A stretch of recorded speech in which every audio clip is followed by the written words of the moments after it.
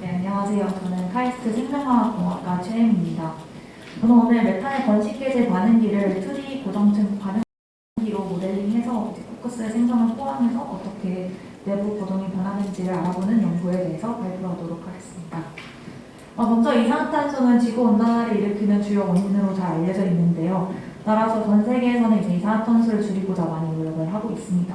그 중에 하나의 방법은 이제 이산화탄소를 포집하고 활용해가지고 이제 새로운 물질을 만드는 즉 산소의 포집과 활용인 CCU를 많이 개발하고 있는데요.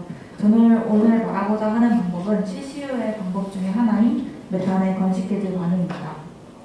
메탄의 건식계질은 이제 약어로 DRM이라고도 하는데요.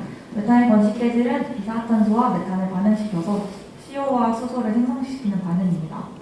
이 반응은 이제 이산화탄소를 전환해서 CO2를 건축시키는데 기여할 뿐만이 아니라 합성가스인 CO와 H2, 즉 C가스를 만들고 있기 때문에 좀 더 유망한 기술인데요. 이 반응에 큰 단점을 가지고 있는데 그게 바로 포크스 생성입니다. 탄소 생성이라고도 하는데요. 이제 여기 반응을 보시면 원래 메탄의 번식계질은 이제 메탄이랑 이산화탄소가 촉매를 만나서 합성가스를 만드는 반응을 하는데요. 이러한 메탄의 번식계질 환경 안에서는 이제 메탄의 분리가 일어나게 됩니다. 메탄이 수소, 화탄소로 분리가 되는데 이때 생성된 탄소는 촉매 표면에 붙어가지고 잘 없어지지 않고 이제 활성 자리를 막아서 이제 다른 반응들을 저하시킵니다. 이런 반응들이 이제 계속 진행이 되게 되면 이제 결국에는 이제 활성 자리가 모두 막혀서 이제 촉매를 사용하지 못하는 비활성화 상태가 되게 되는데요. 따라서 이제 메탄의 번식계질을 저희가 활용하고자 할 때는 이제 촉매가 어떻게 생성되고 그거에 대한 용량이 어떤지 알아보는 것이 좀 필수적입니다. 다음으로는 이제 메탄의 번식계질에 대한 특성과 그에 대한 챌린지에 대하여 알아보도록 하겠습니다. 네, 먼저 특성은 이제 메탄의 번식계질은 메탄의 가장 상용화된 방법인 수증기 계질 방식보다 더 큰 반응 엔탈피를 사용하고 있는데요. 따라서 이제 더 큰 에너지가 필요하고 더 높은 온도에서 구동이 되게 됩니다. 약 700도에서 1000도까지 구동을 하게 되고요. 그리고 반응식을 보시면 보시다시피 수소랑 일산화탄소의 비율이 1대1인데요. 이렇기 때문에 이제 이 반응 합성가스 치고는 사실은 낮은 비율이어서 이제 다음으로 이제 합성가스를 통해서 다른 제품을 만들 때 제약이 있을 수 있다는 점이 있습니다. 그리고 다음으로는 이제 먼저 메탄의 번식계질 반응기는 주로 니켈 기반이나 노블메탈 기반의 촉매를 많이 사용되는데요. 앞서 말씀드린 것이 이제 탄소의 축적이 있는데 이제 니켈 베이스를 사용하면 특히 더 많은 탄소가 축적됩니다. 하지만 이제 니켈 베이스가 지금 현재로서는 가장 상용화에 가까운 경제적인 물질이라 평가되고 있어서 상용화를 볼 때는 아직까지는 그래도 니켈 베이스를 많이 바라보고 있고요. 그래서 이런 니켈 베이스를 사용하게 되면 저희 탄소 축적으로 인해서 촉매가 비활성화되는 큰 단점을 가지고 있습니다. 그리고 마지막으로 포크스 생성 관련 반응으로 이제 압력이 올라가면 저희의 포크스 생성이 더 많이 발생이 됩니다. 따라서 메탄의 번식계질 반응기는 이제 수증기 계질 반응은 높으면 50바까지 진행이 되는데요. 이제 메탄의 번식계질은 보통 이제 1atm에서 많이 상압에서 많이 진행을 하게 됩니다. 이미 이제 다음 제품을 만들 때 다운스트림의 제약이 있는 단점이 있어서 압력적으로 추가적인 장치가 필요할 수 있습니다. 메탄의 번식계질은 이러한 챌린지들이 많이 있는데요. 따라서 저희가 이제 더 차후에 발전시키고 이제 저희가 사용하고자 하려면 이제 그 반응기 내부의 반응 고동에 대해서 좀 이해를 하고 그리고 특히 포크스 생성이 어떻게 되고 이거에 대한 영향이 어떻게 되는지 알아보는 것이 중요합니다. 따라서 저는 본 연구에서는 이제 포크스 생성을 포함한 반응기 DRM, 메탄의 번식계질 반응기 모델링을 진행하였습니다. 이제 본 연구를 통하면 포크스 생성과 촉매 비활성화를 알아볼 수 있고요.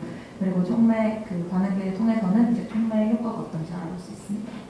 먼저 저희는 이제 2D 수도 호모지니어스 고동층 반응기를 모델링하였고요.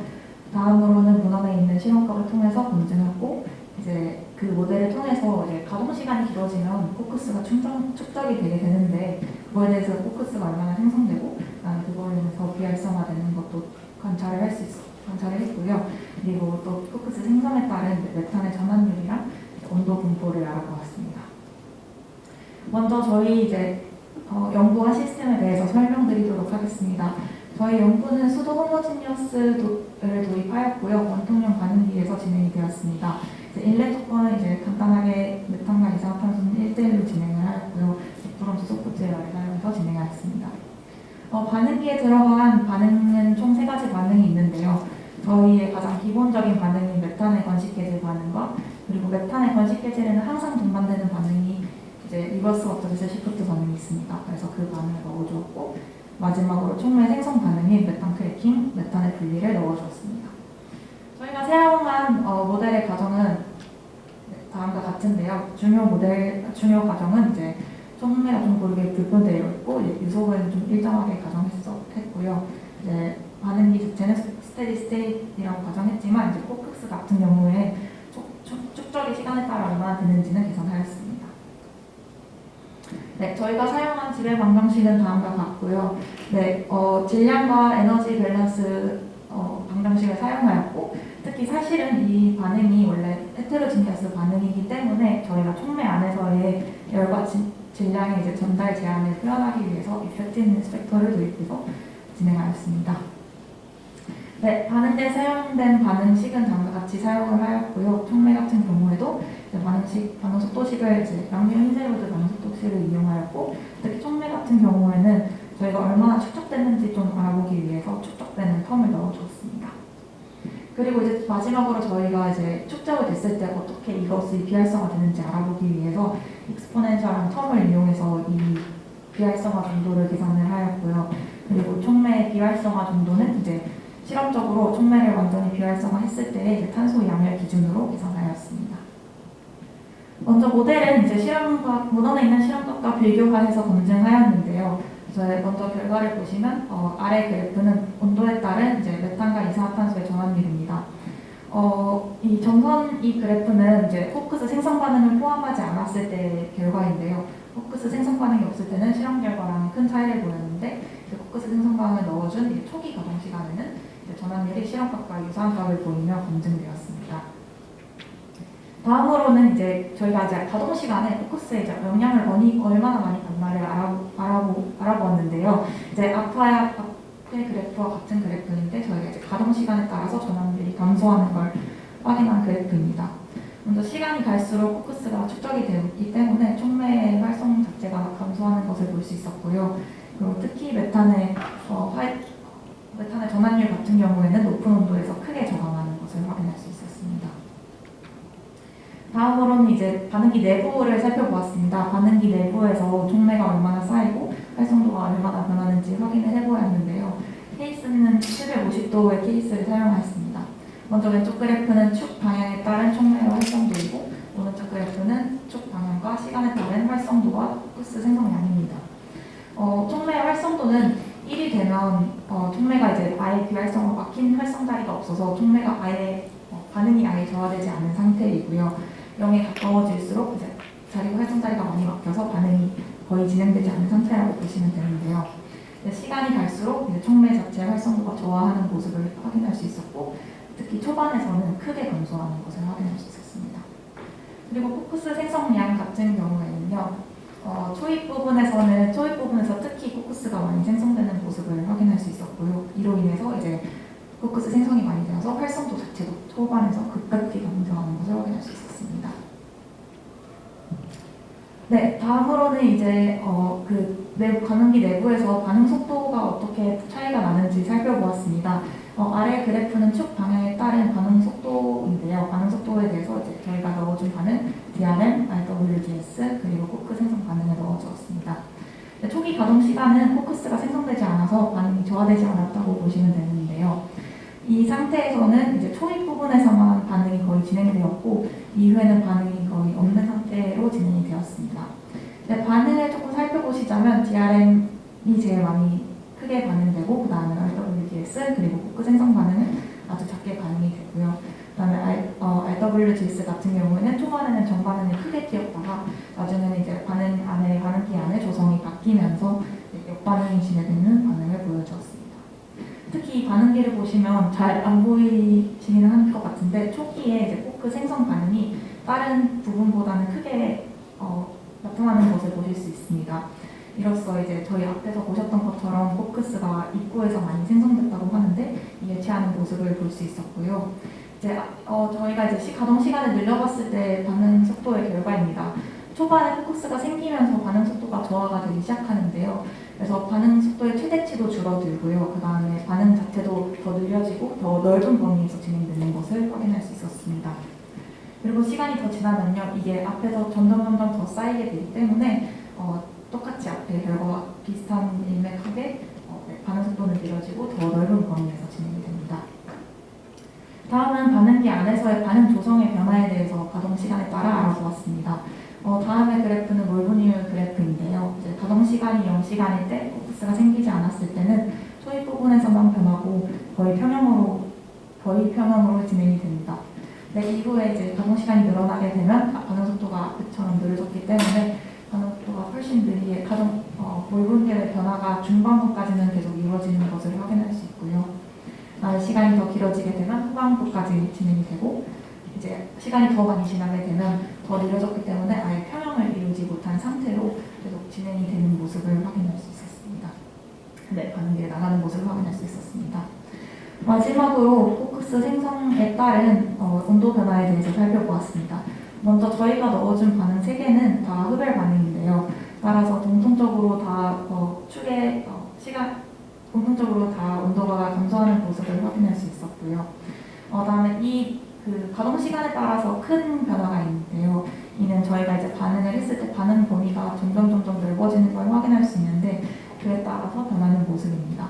그래서 먼저 가동 시간이 짧았을 때는 반응은 초입 부분에서만 일어났기 때문에 온도가 초입 부분에서만 변하게 되었고요.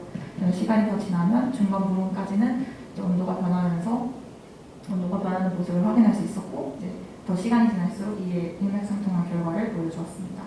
3시간의 결과에서는 더 큰 차이를 보여주지 못했는데요. 이는 저희가 반응이 평형이 이루지 않는 상태로 반응기를 빠져나갔기 때문에 나갔고 그리고 2시간 때보다는 더 저하된 상태이기 때문에 온도 변화가 낮은 것처럼 보이는 것으로 보입니다. 네, 마지막으로 결과 정리하겠습니다. 먼저 메탄의 건식해질 반응기는 이제 CCU의 전도 유명한 기술인데요. 아직까지는 코크 생성이라는 큰 단점을 가지고 있습니다. 따라서 저희는 본 연구에서는 코크스 반응을 포함한 2D 고정층 반응기를 개발을 하였고요. 이 개발된 모델은 이제 실험 결과와의 비교해서 잘 검증되었습니다. 저희가 이제 결과를 살펴보았을 때는 리액터 초반에 코크스가 많이 생성되면서 크게 활성도가 저하는 모습을 확인할 수 있었고요. 그리고 가동 시간에 따라서 촉매가 비활성화돼서 메탄의 전환율 또한 감소하고 반응 자체가 점점 느리게 진행되는 모습을 확인할 수 있었습니다. 본 연구에서는 저희가 지금은 코크스의 양에 따른 영양분을 보았는데요. 앞으로는 코크스를 어떻게 저하할 수 있는지 그리고 반응 효율을 어떻게 높일 수 있는지 연구할 예정입니다. 발표 들어주셔서 감사합니다. 네, 발표 수고 많으셨습니다. 질문이나 코멘트 있으시면 객석에서 받도록 하겠습니다. 반응 실험 데이터는 어디 거라? 지금 현재는 그냥 문헌에 있는 값을 사용해서 진행하였습니다. 잘 맞나요? 초기부터 컨버전이나 이런 것들이 잘 맞나요? 코크 생성되는 양이랑 초기 컨버전 떨어지는 거랑 이 모델에서 제시하는 거랑 잘 맞나요? 네, 저희가 코크스 생성량은 반응 속도 생성되는 반응을 통해 비교를 해봤는데요. 어느 정도 일치하는 결과는 보였는데 문헌마다 조금씩 다 다른 감이 있어서 그런 감이 있습니다. 제가 하나 궁금한 건 아까 3개의 메인 반응을 쓰셨는데 리포밍이랑 RWGS 반응이랑 그 다음에 디컴포지션 되는 반응을 쓰셨는데 지금 카본 앉은 게 없어지는 반응은 3번째 역반응밖에 안 집어넣어요. 그러니까는 생산된 코크가 하이드로지네이션 돼서 메탄으로 다시 돌아가는 반응밖에 없어서 지금 뭐 앞에 있는 파라미터 값들을 안 보여주셔서 모르겠지만 사실 그거보다 더 메인인 코크를 없애는 메인 반응이 하나 더 있는데 부다 반응이라고 하는 게 RWGS 역부다 반응이 있는데 그거를 집어넣지 않고 풀면은 생산된 코크가 쉽게 안 빠져나가고 얘는 이제 연력학적으로 굉장히 어려운 수소화 반응을 통해서만 빠져나가야 되니까는 반응 파라미터 값들이 굉장히 크게 에스티메이션 될 것 같아요. 그러니까 이제 다른 데이터랑 비교하면 실험 데이터랑 비교하면 안 맞는 경우가 많이 발생할 것 같은데 네 번째 반응인 역부다 반응이라고 하는 CO2랑 카본이랑 카본이랑 CO2랑 반응해서 CO가 만들어지는 그 반응을 집어넣고 풀어야지 어느 정도 좀 더 잘 맞을 것 같다는 생각이 들었어요. 네 번째 반응이 빠져 있는 것 같아요. 네, 저도 이제 그 반응이 있는 거는 잘 알고 있고요. 그래서 앞으로 진행할 때는 그것도 추가해서 반응할 것 같은데 현재 지금 반응한 모델링 같은 경우에는 이제 가장 온도가 높았을 때 DRM 같은 경우에는 이제 자발적으로 되는 반응이 메탄 크래킹이어서 현재는 그것만 지금 진행을 하였는데 앞으로 더 추가를 해서 널리 필요합니다. 네. 마지막으로 시간이 더 지날수록 뒤에서 온도가 더 떨어지는 걸로 되어 있는데 활성이 더 떨어지면 온도가 초기가 더 떨어질 것 같은 느낌이에요. 네, 예, 저도 그렇게 보였는데요. 네, 시간이 갈수록 반응 범위가 넓게 진행되면서 천천히 진행돼서 좀 크게 변화가 나타나는 것으로 보입니다.